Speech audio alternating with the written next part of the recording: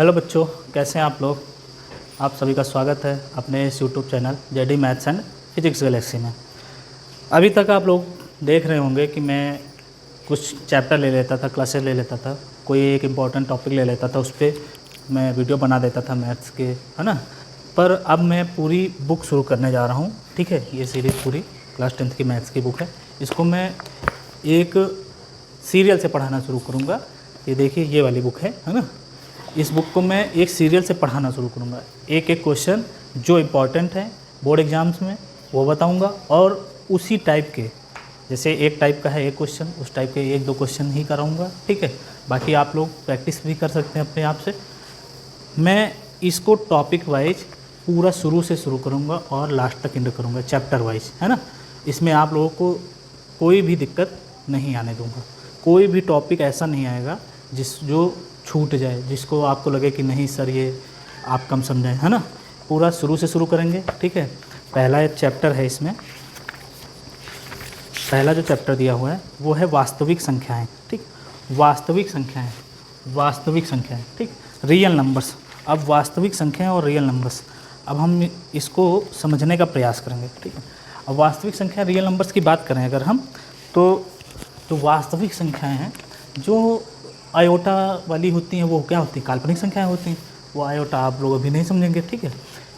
शायद first year inter में समझेंगे, आई स्क्वायर बराबर -1, है ना, पढ़ाऊँगा वो भी। तो बाकी जो नंबर्स जो हम जोड़ने में लिखने में यूज करते हैं वो वास्तविक संख्याएं होती हैं, धनात्मक पूर्णांक, है ना। अब इसमें मैं शुरू करता हूँ चैप्टर वाइज, ठीक है। इसमें एक गुणनखंड से वास्तविक संख्याओं में जो पहला टॉपिक है वो क्या है, गुणनखंड। अब गुणनखंड क्या होता है, गुणनखंड किसी संख्या का जो गुणनखंड होता है, ठीक है। जैसे कि आपको दे दिया गया 12, ठीक। अब इसके आपको क्या करना है, गुणनखंड निकालना है, ठीक है। इसके आपको क्या करना है, गुणनखंड निकालना है। तो गुणनखंड आप कैसे निकालेंगे, इसको सबसे पहले छोटी अभाज्य संख्या, सबसे छोटी अभाज्य संख्या क्या है, 2। सबसे छोटी अभाज्य संख्या, एक भाज्य अभाज्य दोनों है, ठीक है। और जो ना भाज्य है अभाज्य में नहीं, ठीक है। जो सबसे छोटी संख्या है, ठीक, जो एक है वो ना तो भाज्य है ना अभाज्य है, क्योंकि एक से सारी संख्याएं भाज्य हो जाती हैं, है ना। तो जो सबसे छोटी अभाज्य संख्या वो क्या है, वो 2 है, ठीक है। सबसे छोटी अभाज्य संख्या 2 से इसको भाग करेंगे क्या आ जाएगा, डिवाइड करेंगे 6। अब फिर 2 से डिवाइड करेंगे क्या हो जाएगा 3, फिर 3 से डिवाइड करेंगे 1।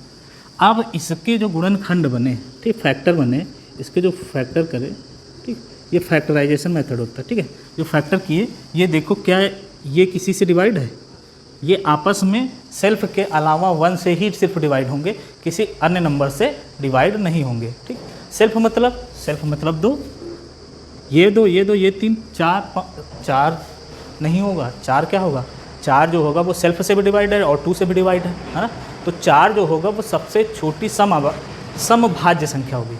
4 क्या होगा, सबसे छोटी समभाज्य संख्या, ठीक। और सबसे छोटी सम अभाज्य संख्या क्या हो जाएगी, 2 हो जाएगी। सबसे छोटी सम अभाज्य संख्या 2, सबसे छोटी समभाज्य संख्या कौन सी होगी, 4। अब सबसे छोटी विषम भाज्य संख्या, सबसे छोटी विषम भाज्य संख्या 3, 5, 7, ये दिमाग में आ रहा होगा। लेकिन क्या ये भाज्य है, भाज्य नहीं है ना। ये कौन सा भाज्य होगा, 3 होगा नहीं होगा, 5 होगा नहीं होगा, 7 होगा नहीं होगा, 9। सबसे छोटी अभाज्य विषम संख्या कौन सी हो जाएगी, सबसे छोटी विभाज्य विषम संख्या 9। और सबसे छोटी विषम संख्या वो क्या हो जाएगी, बताओ, कमेंट में बताना आप लोग, ठीक है। चलो शुरू करते हैं आगे। इस चैप्टर में आप लोगों को ये जो वास्तविक संख्याएं हैं, रियल नंबर्स हैं, इनको पढ़ाना है, ठीक है। अब मैं शुरू करता हूँ टॉपिक वाइज कि कहाँ से शुरू करना है, इसको पढ़ना आप लोगों को कहाँ से, ठीक है। चलिए शुरू करते हैं। इसमें कुछ इम्पॉर्टेंट चीज़ें दी हुई हैं, जैसे कि आप कोई गुणनखंड कर रहे हैं, आपने लिखा 2, 3, 5, 7, है ना, 11, ऐसे करके दिया है। तो आप क्या कर सकते हैं, ये जो फैक्टर्स दिए हुए हैं इसको ऐसे भी लिख सकते हैं,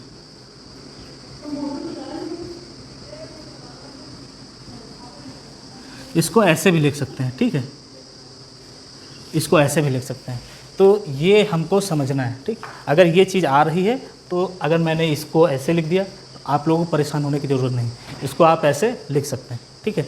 और एक चीज़ और याद रखना है, एक चीज़ क्या याद रखनी है कि एक फार्मूला होता है, एक फार्मूला क्या होता है, पहली संख्या, एक फार्मूला होता है पहली संख्या गुणे दूसरी संख्या बराबर लासा, लघुत्तम समापन, एलसीएम और मासा।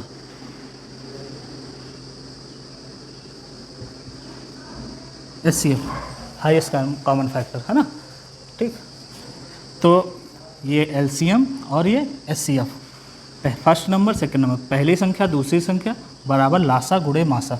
अगर कोई भी संख्या दी है, दो संख्याएं दी हैं तुम्हें, उन दोनों संख्याओं में, जैसे तो आपको दो संख्याएं ए और बी दिए हैं, तो ए और बी का जो मल्टीप्लिकेशन होगा वो किसके बराबर होगा, एलसीएम, किसका LCM, LCM of A B multiplied by HCF of A B, ठीक।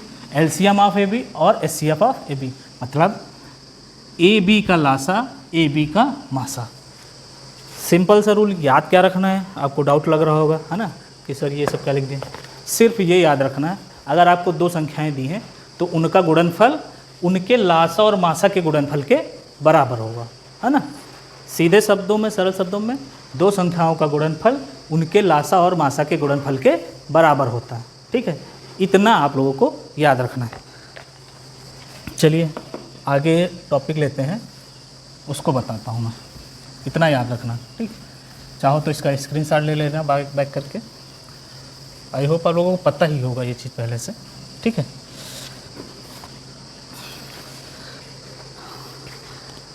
अब गुणनखंड के बारे में बात कर लेते हैं। एक टॉपिक आप लोगों में दिया है गुणनखंड वृक्ष, क्या दिया हुआ है, गुणनखंड वृक्ष, गुणनखंड वृक्ष, ठीक। क्या दिया हुआ है, गुणनखंड वृक्ष, क्या बोलते हैं इसको, factor tree, factor tree, tree means वृक्ष, फैक्टर मीन्स गुणनखंड, ठीक है, ट्री फैक्टर, ठीक। फैक्टर ट्री ना बोल के इसको ज़्यादातर बोलते हैं ट्री फैक्टर, है ना। तो ट्री फैक्टर, अब ये क्या होता है, अब ट्री फैक्टर आपको दिया हुआ है, अब इसमें कैसे हम लोग क्या करेंगे, इसको कैसे हल करेंगे।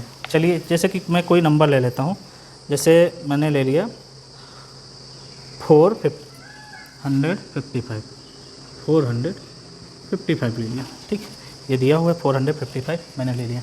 अब इसको ऐसे मैंने बॉक्स में बंद कर लिया, बॉक्स में बंद हो गया।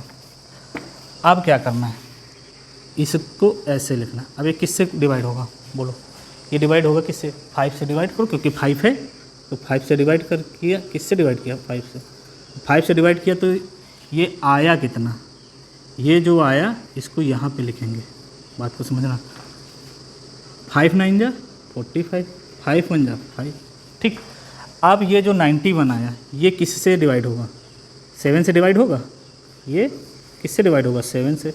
तो अब इस 7 से डिवाइड करने पे आएगा क्या, ठीक, आएगा क्या, आएगा 13। अच्छा, अब ये 13 का किसी से डिवाइड होगा, 13 जो है वो किसी से डिवाइड नहीं होगा।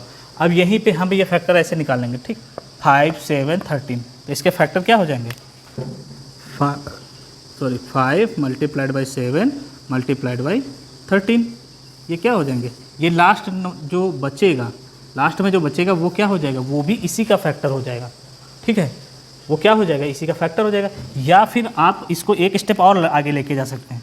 कैसे एक स्टेप आगे लेके जा सकते हैं, अब इतना हो गया, अब ये किससे डिवाइड होगा, अब ये डिवाइड होगा 13 से, है ना। अब ये किससे डिवाइड होगा, 13 से, 13 से डिवाइड कर दिया, तो अब ये इसमें आया कितना, 1, 13 से डिवाइड कर दिया 1 आया, ठीक। तो अब इस 13 को हम 5 7 13 इधर से हम लोग इसको ले लेंगे।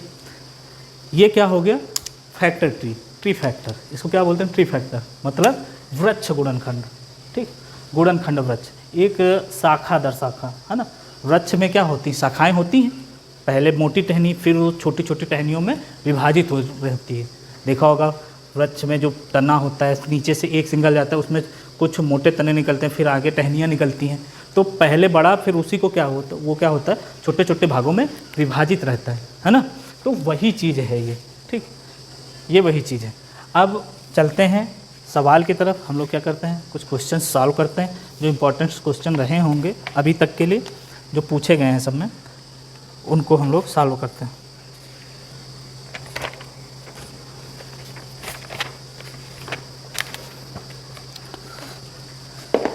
आप लोगों को एकदम इम्पॉर्टेंट क्वेश्चन ही कराऊंगा मैं, पढ़ने में बोरियत ना महसूस हो कि बहुत ज़्यादा बड़े क्वेश्चन दे दिए, लगातार सवाल पे सवाल सॉल्व करा रहे हैं, है ना। उस एक टाइप का एक ही सवाल प्रयास करूंगा, बहुत ज़्यादा दो, अगर आप लोग नहीं समझ में आ रहे हैं तो, है ना। अब जैसे एक क्वेश्चन दिया हुआ है, 6 और 20 दो संख्याएं हैं, 6 और 20, 6 और 20 ये दो संख्याएं हैं। क्या करना है, अभाज्य गुणनखंड विधि से, किससे, अभाज्य गुणनखंड विधि से।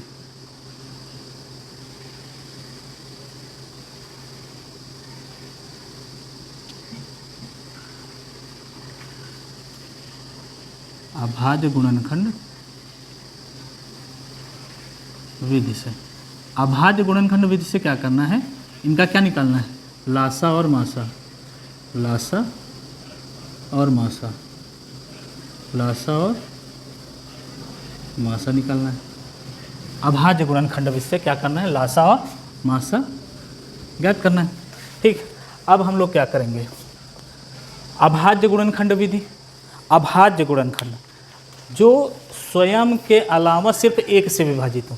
देखो एक से लगभग लगभग सारी संख्याएं विभाजित हैं, जो भी वास्तविक संख्याएं हैं वो सब एक से विभाजित हैं, ठीक है। और जब भी हमको बोले अभाज्य गुणनखंड विधि, तो हमको क्या, फैक्टराइजेशन मेथड, जिसको क्या बोलते हैं, गुणनखंड विधि, वही फैक्टराइजेशन मेथड है। अब 6 और 20 की गुणनखंड विधि से क्या निकालना है, लासा और मासा। आप लोगों ने छोटे में भी निकाला होगा लासा और मासा, ठीक है। अब जैसे ये 6 का क्या करना है, गुणनखंड निकालो, 2 3 जा 6, 3 1 जा 3, ठीक। अब दूसरा क्या दिया गया, 20, ठीक, 2 10 2 5 5 1 जा 5, ठीक। अब क्या कर लिखेंगे हम लोग, यहाँ पे डालते हैं क्या, सॉल्यूशन डालते हैं सबसे पहले, ठीक। 6 का मान 20 लिखते हैं, ठीक। फिर नीचे क्या करते हैं, ऐसे सिंबल बनाते हैं, 6 का 2 मल्टीप्लाइड बाई 3 और 20 का क्या हुआ, 2 मल्टीप्लाइड बाई 2 मल्टीप्लाइड बाई 5। अच्छा, लासा में क्या करते हैं, जो कॉमन होता है उसको एक में कर लेते हैं। अब इन दोनों में कॉमन क्या है, एक, ये 2 कॉमन हो गया, ठीक। लासा जिसको एलसीएम बोलते हैं, है ना। लासा में क्या करेंगे, ये 2 कॉमन हो गए तो इन 2 को एक बार लिखा, फिर ये वाला 2 कॉमन है, किसी के साथ नहीं है कॉमन, तो इस 2 को एक बार लिखा। अब जो एक बार ये 2 है, जो कॉमन है उनको एक ही बार लिखना, जो दोनों में कॉमन है उनको एक बार लिख दिया। अब इसमें 2 नहीं, इसमें 2 है, तो ये वाला 2 लिख दिया, फिर ये 3 लिख दिया, फिर ये 5 लिख दिया, ठीक। अब इसका लासा तुमको निकालना है, तो 2 2 जा 4, 4 3 जा 12, 12 5 जा 60, 12 5 जा 60, ठीक है। अच्छा, हम लोग गलती एक और करते हैं, ठीक, अभी तक भी आगे भी करते रहते हैं, हमेशा क्या कर देते हैं, जीरो को छोटा बना देते हैं बाकी नंबर्स से, है ना। जीरो को क्या कर देते हैं, छोटा बना देते हैं, जीरो को छोटा नहीं बनाना है, ठीक है। ये 60 लिख दिया, ठीक। इसका क्या हो गया 60। और मासा, मासा होता है एचसीएफ, जो होता है वो एचसीएफ क्या होता है, जो कॉमन हो, जो इन दोनों में कॉमन हो, सिर्फ वही मासा। मासा में तो सिर्फ ये देखना है, जो इन दोनों में उभयनिष्ठ हो वही क्या हो जाएगा, इनका मासा हो जाएगा, ठीक है। मुझे लगता है कि अगर अभाज्य गुणनखंड विधि से लासा और मासा निकालना है तो आप लोग निकाल लोगे। अच्छा, अब इसमें अभाज्य गुणनखंड कैसे हैं, क्योंकि ये 2 और 3 स्वयं के अलावा एक से ही कटेंगे, किसी और से नहीं कटेंगे। इसमें 2 3 5 स्वयं के अलावा सिर्फ एक से, किसी और से विभाजित नहीं होंगे, ठीक है। तो ये रहा है ऐसे सवाल, पहला सवाल। ठीक है, प्रैक्टिस शुरू कर दी है, आगे भी चैप्टर भी मैं करा दूंगा। ठीक है, इसको देख लो आप लोग।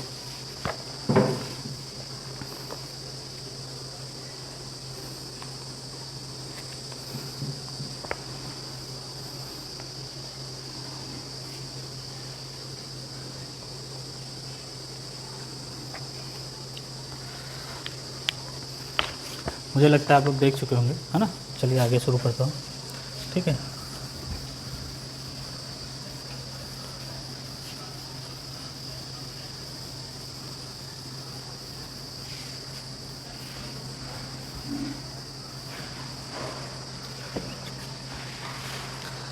अगला क्वेश्चन ऐसे ही है। ठीक, इस बार क्या किया गया, 3 संख्याएं दी। इस बार क्या किया गया, 3 संख्याएं दी। 3 संख्याओं में कौन कौन सी हैं, 6 है, 12 है, और क्या दिया गया, सॉरी 6 है, 72 है, ठीक, और 120 है। इन संख्याओं का भी क्या करना है, अभाज्य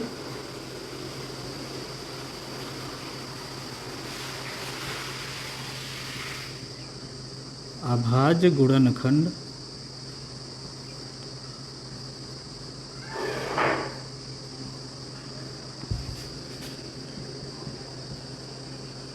एलसीएम और एचसीएफ। ठीक, ऐसे इंग्लिश में भी लिखा मिलेगा। जो हिंदी मीडियम वाले बच्चे हैं इसलिए वो परेशान ना हो, ऐसे भी लिखा होगा। आप सभी लोगों के पास बुक होगी, आप लोग देख सकते हैं। एलसीएम और एचसीएफ क्या करना है, ज्ञात करना है। चलो ज्ञात करते हैं। ये संख्याएं दी हुई हैं, ठीक, ये संख्याएं दी हुई हैं। चलो शुरू करते हैं।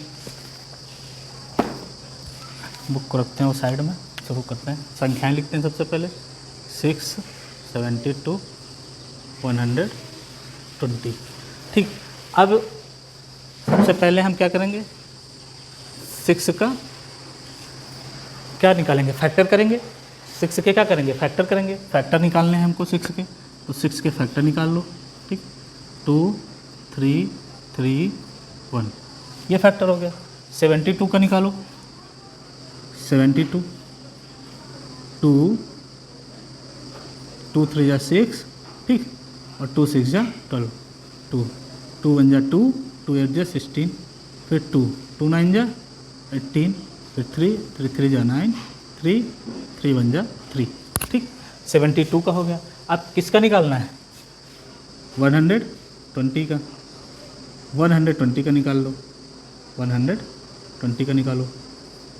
सबसे पहले 2 से किया 60, फिर 2 से किया 30, फिर 2 से किया 15, फिर 3 से होगा 5, फिर 5 से होगा 5 से ये 5 जाएगा तो 1। ठीक, अब जहाँ जब भी 1 आ गया, जब भी आपका 1 आ गया वहीं से हम लोगों को स्टॉप कर देना है।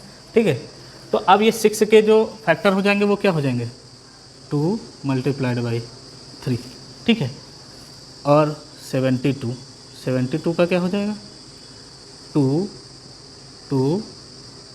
3 टाइम्स 2 है और 2 टाइम्स 3 है। ठीक है, और क्या करना है अभी, 120 का 2, 3 टाइम्स 2 हो गया, फिर 3, फिर 5। ठीक है, अगर एक चीज़ और आपको बता दो, अगर कोई भी नंबर जो लास्ट में 5 या 0 आ रहा है, किसी भी नंबर, कितना भी बड़ा नंबर है, अगर 5 और लास्ट में 0 आ रहा है, 5 या 0, ठीक, और नहीं 5 या 0, ठीक है, तो उसके फैक्टर में 5 तो कन्फर्म ही आएगा, है ना। उसके फैक्टर में 5 कन्फर्म आएगा। ठीक है, तो अब करना क्या है हम लोगों को, इसमें देखना कि कॉमन कौन कौन से हैं। इसमें से 2, ये 2, देखो ये ऐसे, ये 2 कॉमन हो गया कि नहीं।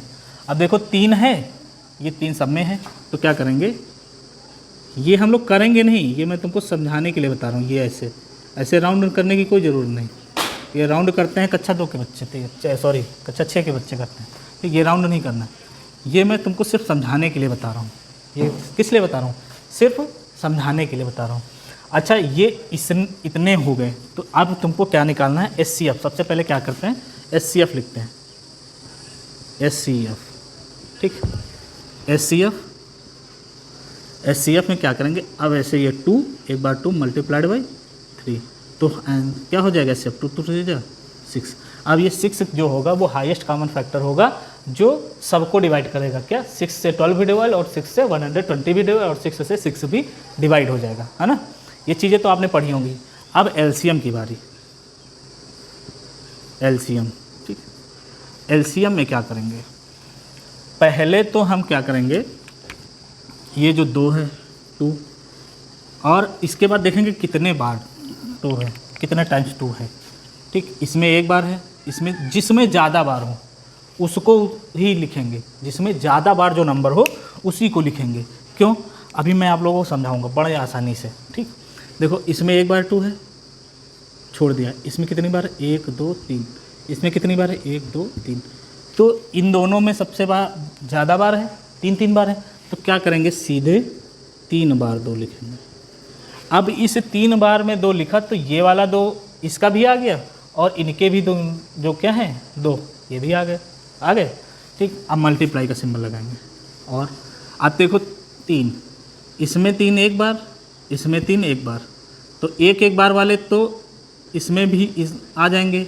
इसमें 3 कितनी बार है, 2 बार, जितना ही कॉमन है उनको एक बार लिखना है, और जो बच जाए उनको भी लिखना है, ठीक। अभी मैं और एक तरीका बताता हूँ, ठीक है, और एक तरीका बताता हूँ, ठीक। आगे के क्वेश्चंस में या मैं इसी में समझा दूंगा आप लोगों को, ठीक। अब इसका मल्टीप्लाई करना है, 2 2 जा 4, 4 2 जा 8। अब जब 8 आ जाए, ठीक, 2 2 जा 4, 4 2 जा 8, 2 दूनी 4, 4 दूनी 8, है ना। 8 5 जा, फिर इसमें मल्टीप्लाई कर लिया करो, ठीक। 8 5 जा 40, क्या लिखेंगे, 8 5 जा 40, और 3 3 जा 9, 9 4 जा 36, ठीक। 360, ये क्या होगा, ये क्या हो जाएगा, आपका LCM हो जाएगा, ठीक। अब मैं आपको समझाने का प्रयास करता हूँ। देखो पहले इसमें देखा कि कॉमन क्या है, ठीक। हमने HCF के लिए देखा कि इसमें कौन से कॉमन है, ठीक। अब जो कॉमन वाले हैं ये जो HCF होगा, जितनी भी संख्याएं दी, देखो 1 2 3 संख्याएं दी, HCF में क्या करना है, जो तीनों में कॉमन हो वो क्या होगा, HCF, ठीक। HCF क्या होगा, जो तीनों में कॉमन हो। और LCM में कौन से नंबर लिखते हैं, LCM में वो सारे नंबर्स लिखते हैं, और सारे नंबर्स उतनी बार लिखते हैं जितनी मैक्सिमम बार किसी एक में दिया हूँ, है ना।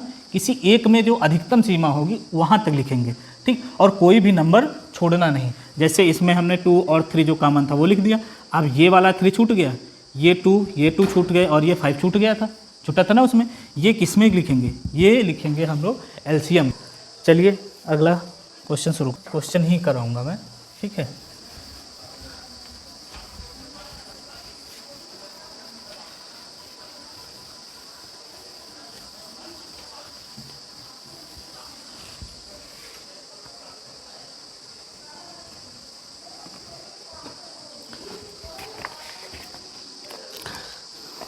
अच्छा क्वेश्चन दिया हुआ है हम लोगों को, क्वेश्चन क्या दिया हुआ है कि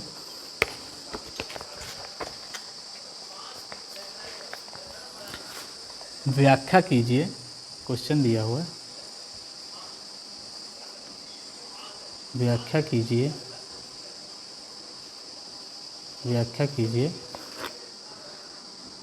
कि 3 multiplied by 5 multiplied by 7 plus 7 एक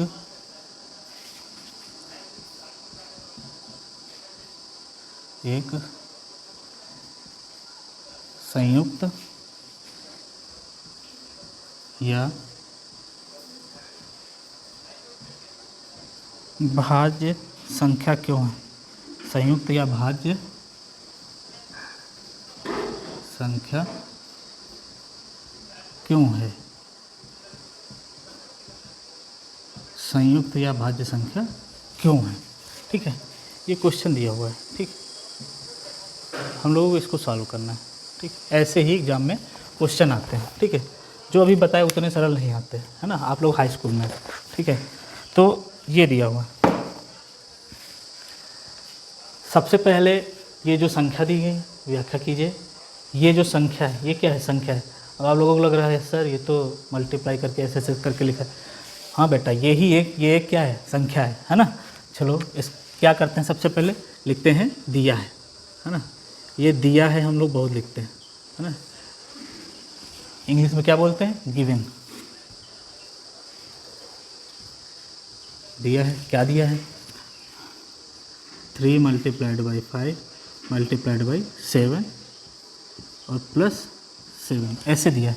तो पहले ये तो देख लें ये कौन सी संख्या है ना।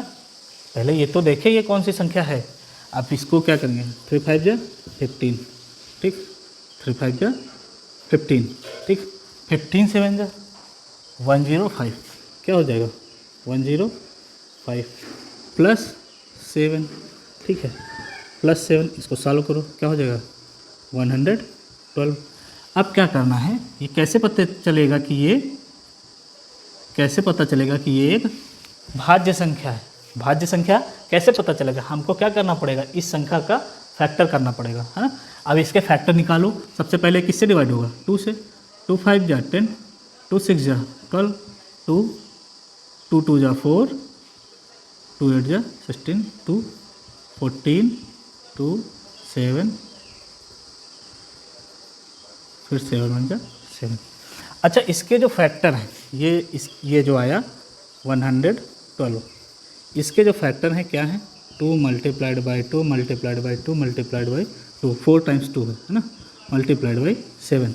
ये क्या है, इसके फैक्टर दिए हुए। अच्छा, जब किसी भी संख्या का कोई फैक्टर दिया होता है तो वो क्या होता है, वो फैक्टर उस संख्या को डिवाइड करते हैं। क्यों, हम फैक्टर निकालते ही हैं डिवाइड करके। इस संख्या को 2 से डिवाइड किया तब इतना आया, इतने से डिवाइड किया इतना आया। तो किसी भी संख्या को अगर हम डिवाइड कर रहे हैं तो वही संख्या, वो जो भी संख्या है, ये जैसे 112 दिया है, तो जिस संख्या को हम डिवाइड करके फैक्टर निकाले हैं तो क्या वो फैक्टर उस संख्या को डिवाइड नहीं करते रहेंगे, बिल्कुल करेंगे। तो हम क्या लिखेंगे कि 112 के गुणनखंड में 112 के गुणनखंड में 112 के गुणनखंड में 2,7 हैं। अतः यह संख्या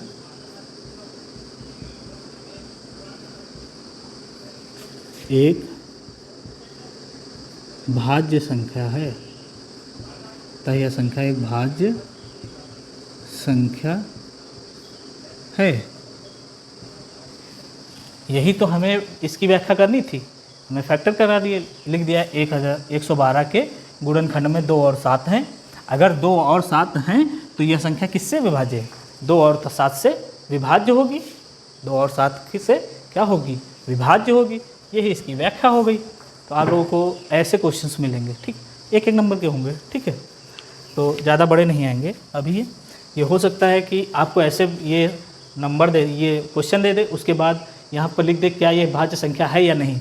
ऑब्जेक्टिव में दे सकता है कि ये एक भाज्य संख्या है या नहीं है, है ना। आप लोग देख लीजिए इसको, ठीक है।